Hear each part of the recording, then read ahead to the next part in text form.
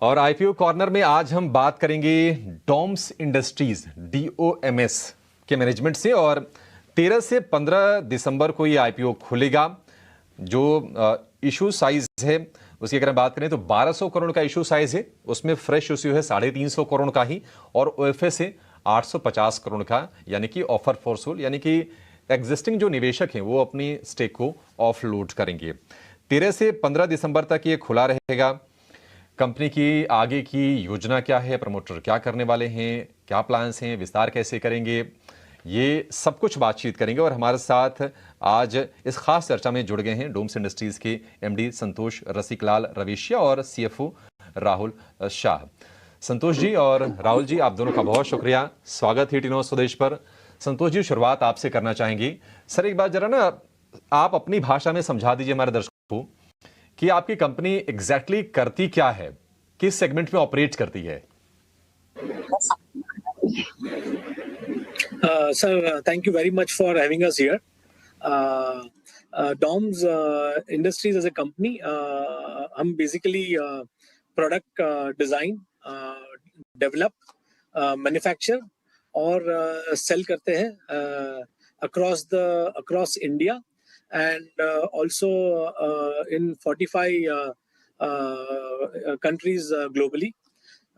हमारा जो product portfolio है वो 7 कैटेगरीज में कंस्ट्रक्ट होता है और मेनली हमारे जो ऑपरेशंस है वो स्कोलेस्टिक स्टेशनरी और स्कोलेस्टिक आर्ट प्रोडक्ट में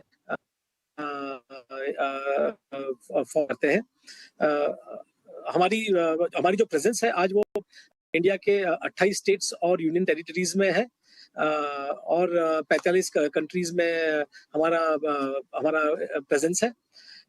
जो हमारी प्रोडक्ट है वो काफी इनोवेटिव और काफी डाइवर्स्ड है, और जिससे जो कंज्यूमर का जो अट्रैक्शन है वो हमारे प्रोडक्ट की तरफ बहुत ही बेहतरीन रहा है आज तक।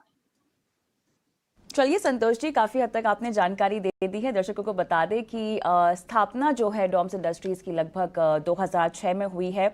और जैसे संतोष जी कह रहे थे, स्टेशनरी और आर्ट प्रोडक्ट का कारोबार है, 7 कैटेगरीज है।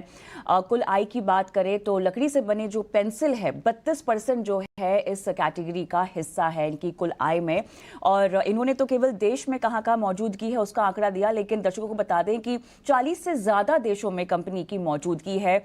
America, Africa, middle east, Asia, Pacific, सब जगह यहाँ पर इनका नेटवर्क है। और इतना ही नहीं, साउथ एशिया में मार्केटिंग के लिए फिला ग्रुप से भी इनका करार हुआ है। राहुल जी, आपके पास आऊंगी क्योंकि अब दर्शकों को जानना होगा कि अगर आप 7 कैटेगरीज में ऑलरेडी मौजूद हैं और देश विदेश में अगर आपने अपने पैर पसार रखे हैं, तो जो पैसा जुटाएंगे आप इशू से, उसका आप इस्तेमाल कहाँ करेंगे? विस्तार योजनाओं को लेकर आपकी फिलहाल क्या रणनीति है, कुछ बताएं दर्शकों को। मैम, जैसे कि हमने कहा, आज डॉम्स एक बहुत ही बेहतरीन ब्रांड, बहुत ही फेमस ब्रांड हो गया हमारे कंज्यूमर के लिए। तो हमारा इस वक्त सबसे इम्पोर्टेंट जो करना है वो हमें हमारी कैपेसिटीज बढ़ानी है। इस चलते हुए हमने रिसेंटली एक 44 एकर्स का लैंड पार्सल खरीदा है उमरगांव में, हमारे करंट मैन्युफैक्चरिंग लोकेशन के एकदम बगल में। गोइंग फॉरवर्ड हम यहाँ पे अपनी कैपेसिटीज इंक्रीज करने वाले हैं। हमारी we are entering into new product categories like writing instrument which are conventional pens, expanding capacities for products like sketch pens, markers and new product like highlighters.